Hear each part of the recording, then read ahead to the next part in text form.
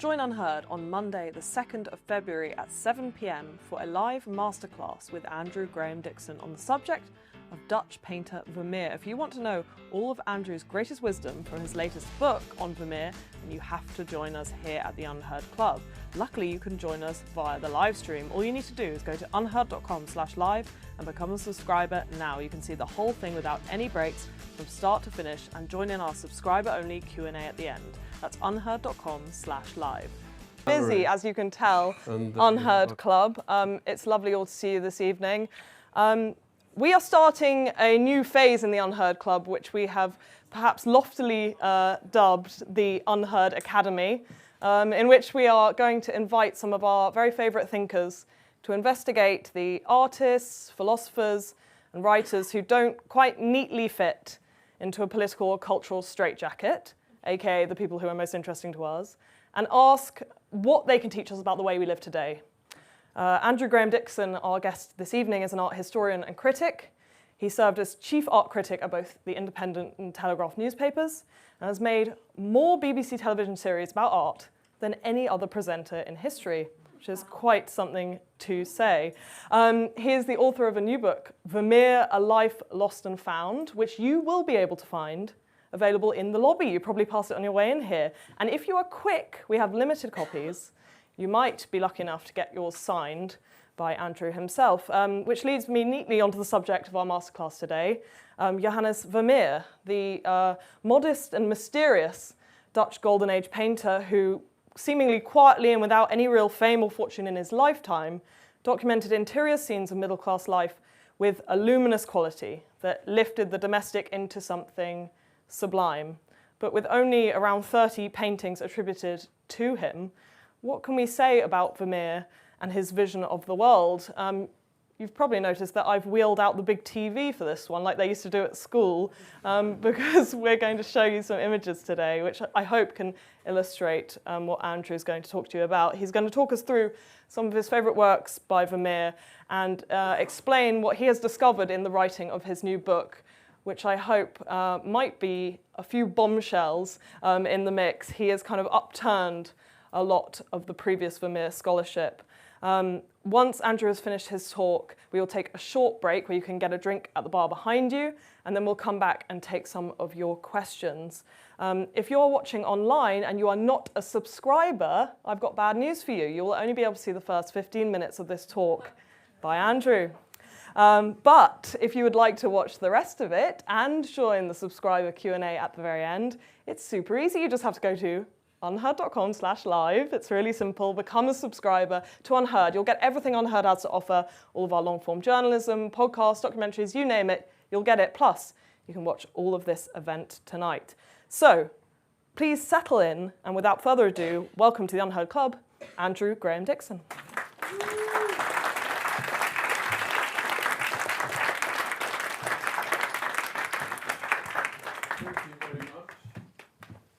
Can I have the first slide, please?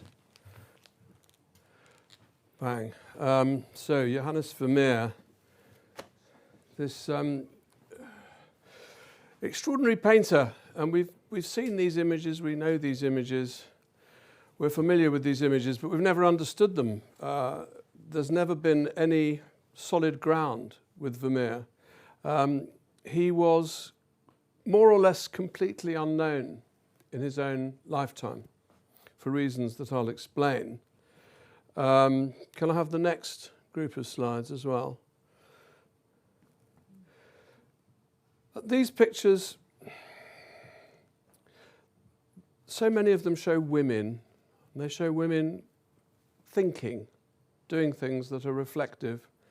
And attempts have been made, certainly for the last maybe 100 years, clumsy attempt after clumsy attempt has been made to force them into meaning what other Dutch paintings of this period might mean. So it's been argued that the girl who's confronting an officer in the tavern, she must be a prostitute and he's about to give her some money, and that this is a painting for men to look at and sort of mock this rather ridiculous situation, to find it amusing. of course, none of Vermeer's pictures remotely accept this interpretation, which has mostly been put on them by male art historians. And the pictures reject them again and again. When I went to the 2023 exhibition at the Rijksmuseum, on more than one occasion, I went 42 times because I was given a sort of free pass, and I was looking at the pictures because by that time I was at the end of the 18-year project of writing the book. And a couple of times I saw a woman crying in front of a painting, and I sort of basically managed to find out why she was crying. And she was crying not because she was so moved by the painting, but because she was so disgusted by the text that was next to the painting that seemed to be trying to tell her that this was a ribald scene and that the woman was drunk, or the man was going to seduce her, or that the girl with the pearl earring is there for the delectation of the male gaze. She's a kind of 17th century pin-up. These ideas that have been attached to the paintings by people who knew nothing about Vermeer, but knew plenty about other Dutch art, on the basis that they must be like other Dutch art. They were offensive. They were offensive to the extent that people were brought to tears by them. Now, having said all that, I think that everybody has always known that more or less everything that's ever been written about Vermeer is crap. I think people have they've just known it, but they haven't known why. And it's been very difficult to find out because, as I say, Vermeer was not known in his own lifetime. When his pictures were sold, they were all sold at a single auction, more or less all of them were sold at a single auction in 1696 in Amsterdam. And after that, they were sold as Vermeers, not for a great deal of money because he wasn't a name to conjure with, but after that, miracle number one is that they survive at all, because they survived not under any name, any single name. This picture was traded by 1730. None of the pictures are being traded as Vermeer, because no one's heard of Vermeer. You can't sell something you've not heard of. So the dealers don't do that. They sell this as Gerrit Douw. They sell that as Frans van Mieris. They sell the lady reading in Dresden. She's a Rembrandt. Dealers even unscrupulously painted out the woman in the background, the painting in the painting, because it's too much like a Vermeer. So you make Rembrandt would have a blank wall there, or paint a blank wall. So they're sold as the work of other artists. And what's a miracle is that they survive. None of them get thrown away. None of them get dismissed by the people who've inherited them as well. It's a painting, who knows who it's by, what's going on. No, virtually all of those pictures that are sold at auction in 1696, there are a couple, a man washing his hands in a see-through room with some sculpture. Please tell me if you see it. It's lost. And almost certainly a painting of a single house in Delft. So all of them, nearly all of them survive. Now, if we go through again to the next slide, please. And the next after that. No movement? Yes. So this is the first man who makes any progress whatsoever. And he's Théophile Gautier. He's a French revolutionary, political man, 1848. But the revolution fails and he is on the wrong list. And so he has to go into exile. And only under such circumstances does a Frenchman go to Belgium. So he goes to Belgium and he goes then to the Low Countries and he discovers Vermeer. He puts it together. On the basis, there's a couple of paintings that have got signatures. It's a work of great genius, Gautier's recuperation of Vermeer. And having discovered him, he says to himself and to us, the world, he writes this wonderful little essay. He says, how come we have never heard of him? This artist who at his best is as great as Frans Hals, as brilliant as Rembrandt. He's only got 30 paintings compared to Rembrandt's 300 and Hals's 500.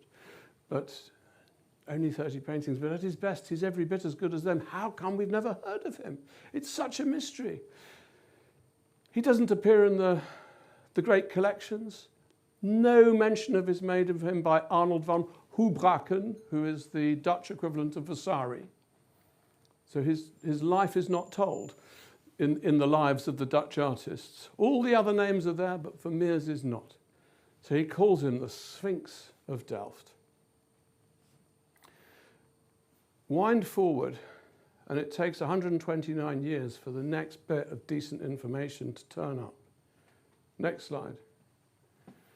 This is a picture taken by me on my iPhone of the Great Market Square in Delft last summer. In Delft every summer they have a fair with burger vans and popcorn and dodgems, and that's what was going on.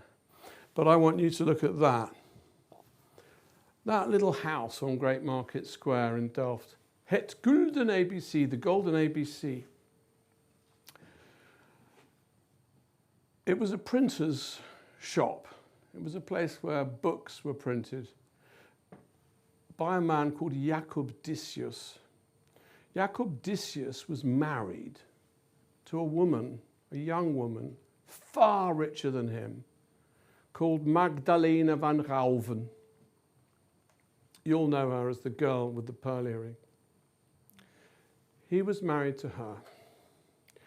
In 1583, 7 years after Vermeer's death, she, sadly, dies at the age of only 25, almost certainly in childbirth. She loved her husband very much. She left him all her possessions, which included a large country estate worth like a few million in modern money, houses in Delft. She had lots of money. He had nothing. And she also left him. This all comes from the research of a brilliant renegade non-art historian, economic historian called John Michael Montias, whose speciality was black market economies in communist Europe. His books were entitled things like the illegal trade in butter in Poland in the 1960s. But his hobby, Montias's hobby, was Dutch art. And when he retired as a Yale professor, he went to Holland, taught himself Dutch, did the archive trail, and actually, by accident, found Vermeer's life.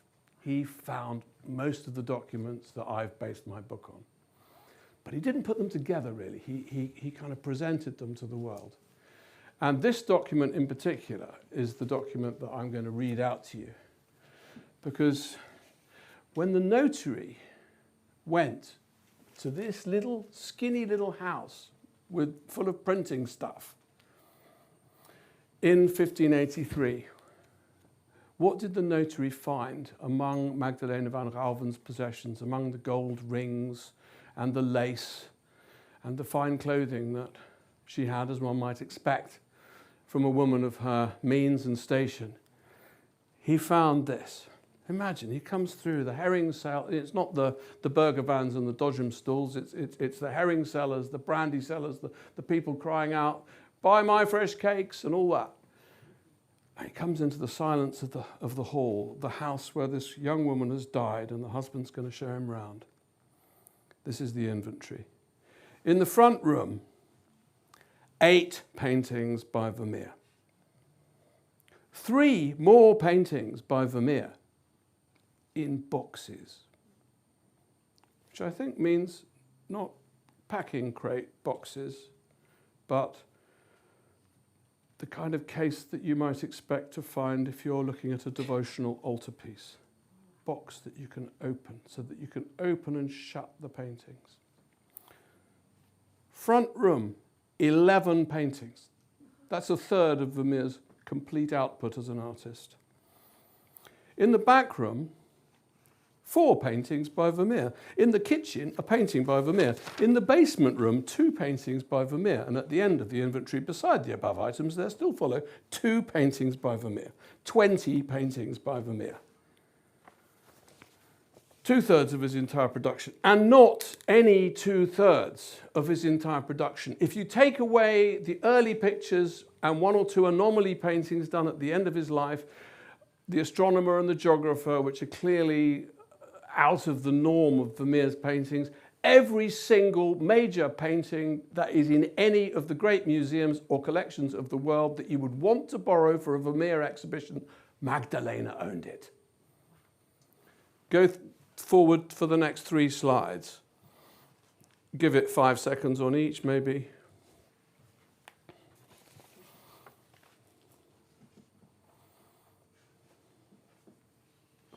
If it works. Keep going. Hello, hello.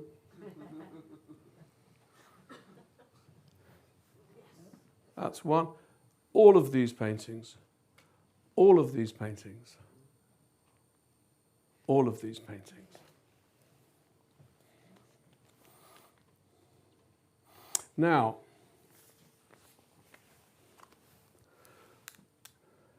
very unusual, right?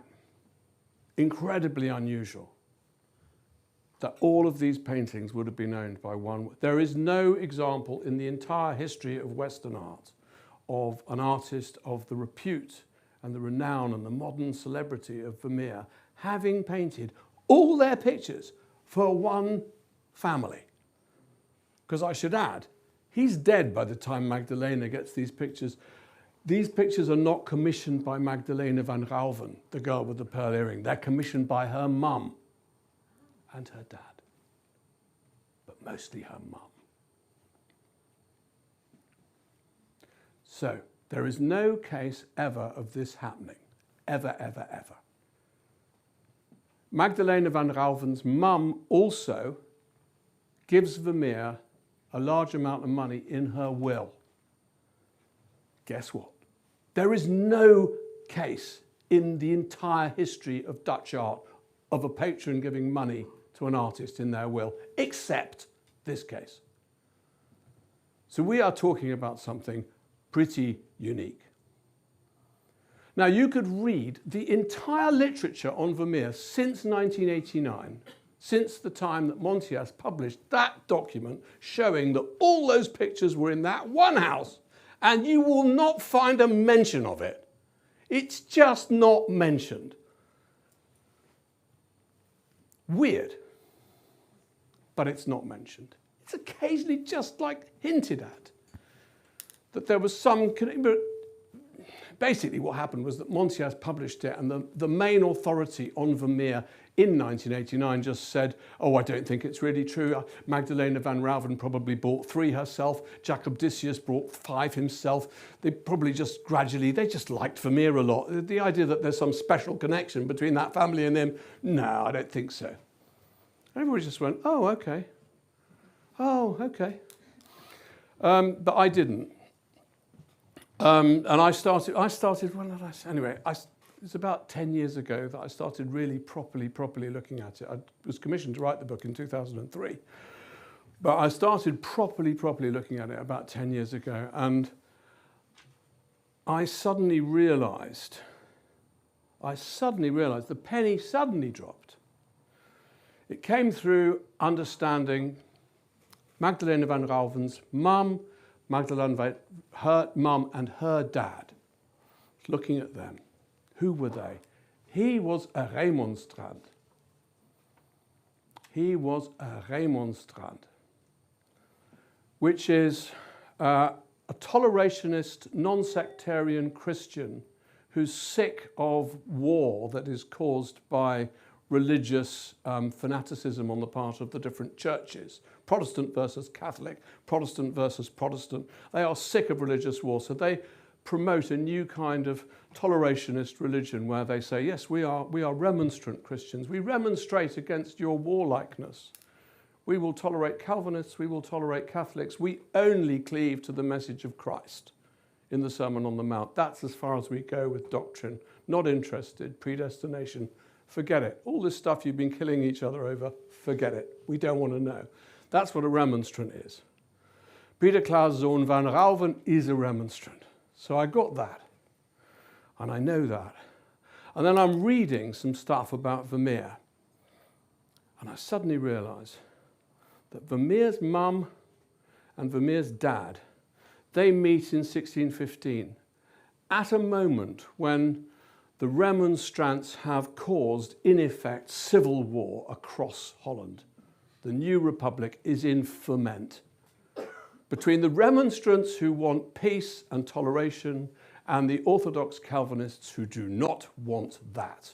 They want a theocracy ruled in absolute terms in which heretics will be executed. They want it to be like England. They want it to be intolerant like England. And there's this massive conflict.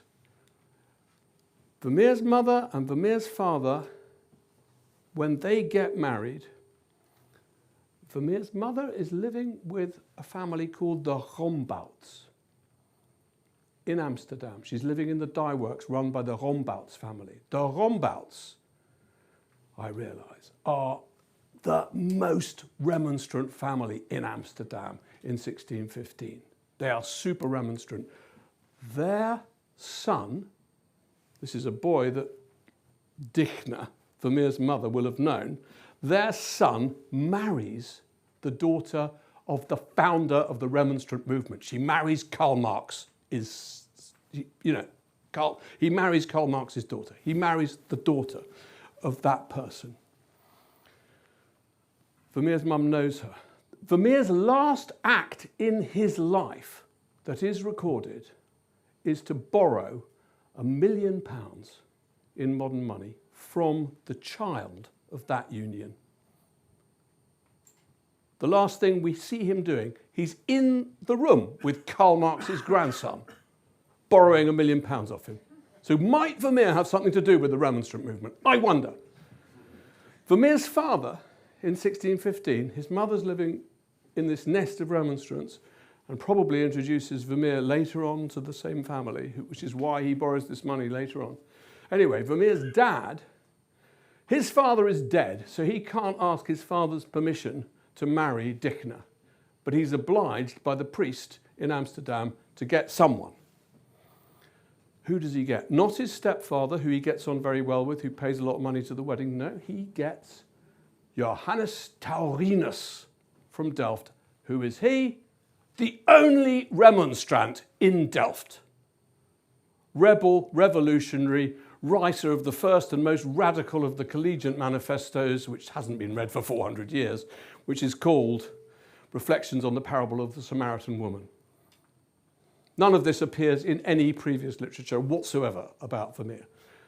But it all makes sense. They're remonstrants. Vermeer's male patron, Peter Claes Zoon van Rauven, he's a remonstrant. He's famous for being a remonstrant. His grandfather is arrested at the same time that Vermeer's dad is getting married to Vermeer's mum. His granddad is arrested for harbouring a remonstrant preacher in their house in Delft. The preacher dies. They hide him in the barn. Serving maid gives it away. They get fined a huge amount of money. They're remonstrant rebels. So once I've realised this, and then I start, every time I scratch anything to do with Vermeer, a remonstrant comes up. One of these radical, tolerationist, feminist, pacifist Christians. They are everywhere in his life. And not only remonstrants, but collegiants, who are the most radical form of remonstrants. And only 1 in 800 Dutchmen is a collegiant. And I found 5 in Vermeer's life. Mathematician told me the odds are 16 billion to 1. So there's got to be something in it, right? I'm telling you this because I then look at these paintings, which were all made for the same house, and I realise that they're all paintings that express the beliefs, the ideals, the dreams, the values, the feminism above all, and the pacifism of the remonstrant movement. And I write my whole book about it, uncovering in the archive this person, that person. So there's lots and lots of facts, and then there's interpretation. And all the paintings seem to me to fall beautifully naturally into meaning something deep and profound, and finally we've got it. So I wrote the whole book. Meanwhile, there's a guy in Rotterdam. He's a remonstrant, because they still exist. And I met him, I'd been to the Remonstrant Church, I was looking at the pictures of Arminius, they've got loads of good archives there, I was looking through all that stuff, and I met this guy called Titus van Hillo, who's an architect, who offered kindly, because his archival Dutch was better than mine, and he's an architect, and he knows the Huizen protocol better than I do in Delft. He said, I'll try and find, because the million-dollar question then is, I know where Magdalena van Rauwen's house was, but where was the patron's house? Where was the house where all of these paintings by Vermeer were painted for? Where's the house where they hung? Does it still exist? Could I go in there? Could I imagine, the paintings hanging on the wall of the house that they were originally painted for? And this guy, he flaked on me. He just disappeared. And I spent 3 years writing my book. Oh, well, I didn't spend 3. I actually spent 4 years learning Dutch and reading as much Dutch theology as I could, and then 3 years writing the book. So there was a long period of time when Titus could have come out with the information. And after I'd finished the manuscript and I'd handed it in to the publisher, I got a phone call from Titus saying, it's Titus here. I found something very interesting. I am sorry I could not help you before because as you know, I'm a remonstrant and we have to make very charity for our life. And I had a Syrian family of refugees came to live in my house and I had to settle them, and it took me 3 years to settle them to make sure they all had a job. But then I was able to help, and I looked in the archive and I found the house. I said, well, okay, you found that. I have actually finished the book, but thank you. You found, and I've written the whole book about the fact that they're tied into the Remonstrants. So just tell me the house is not like next to a Catholic church or something. And he told me where it was. Can I have the next slide? It was here. 100. No, let me get this right.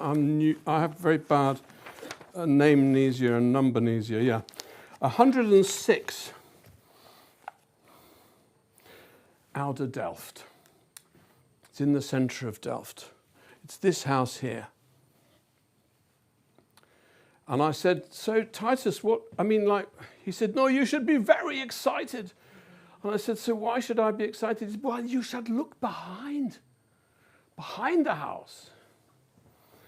So you knock on the door, and this is all student housing now. A drunk student lets you in, or a hungover student lets you in. And then next slide, what is behind the house? What is behind the house? Now, there are 12,000 houses in Delft, and there is only one house in Delft that is the Porter's Lodge for the hidden Remonstrant Church. Wow! So I've put everything on black. It's all on black. And then he's told me, no. Well, if you're seeing my face, I'm afraid that means it's the end of your 15-minute free preview of this event on Vermeer with Andrew Graham Dixon. If you want to hear all the rest of the wisdom Andrew is going to share with our audience live at the Unheard Club, then you need to become a subscriber. Go to unheard.com/live and sign up now. You can pick up exactly where you left off. It's super simple. Just go to unheard.com/live, and for less than the price of a coffee, we promise you something a lot more stimulating.